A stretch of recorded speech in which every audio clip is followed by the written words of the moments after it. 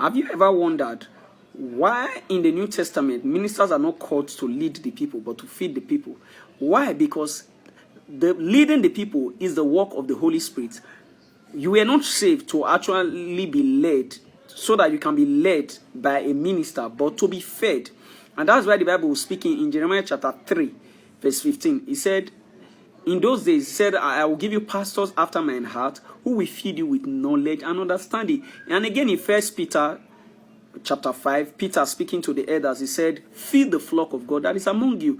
Why? Because we were called as ministers to feed the people and not to lead the people. Because where everybody that is saved has a ministry. And the first ministry is reaching out to the world and making disciples. So the goal is this. Paul speaking to Timothy in 2 Timothy chapter 2, verse 2, he said, Timothy, the things which you have heard me teach and say, he said, communicate this truth to faithful men, who will in turn communicate it to others.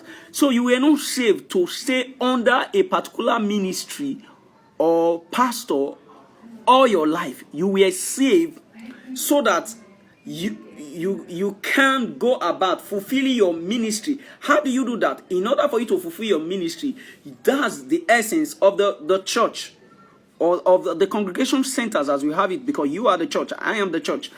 You go there to be schooled. It's just like a school. Nobody actually send his or her child to a school for that child to remain there forever. You actually go through the process so that you can go about fulfilling your purpose. So the same thing with the church. The church of Christ was not created to trap people, but to train people and then release them to fulfill their God-given idea. Because every trap in everyone is a leader. And that your leadership is to go about serving your gifting to the world.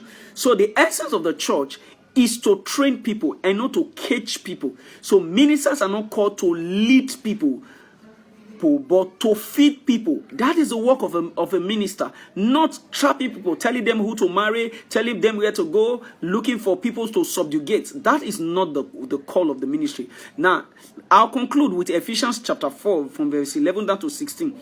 He told us, he said, Christ gave the fivefold ministry for this reason.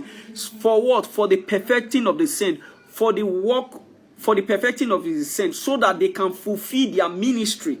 So how dare you keep people under you 10, 20, 30 years, and then these people are trapped, not fulfilling their purpose on earth, forgetting that in Matthew chapter 25, the Bible gives us a story concerning the talent, on how the guy who refused to use his talent was punished by the master when he's returned. So the purpose of the church is to train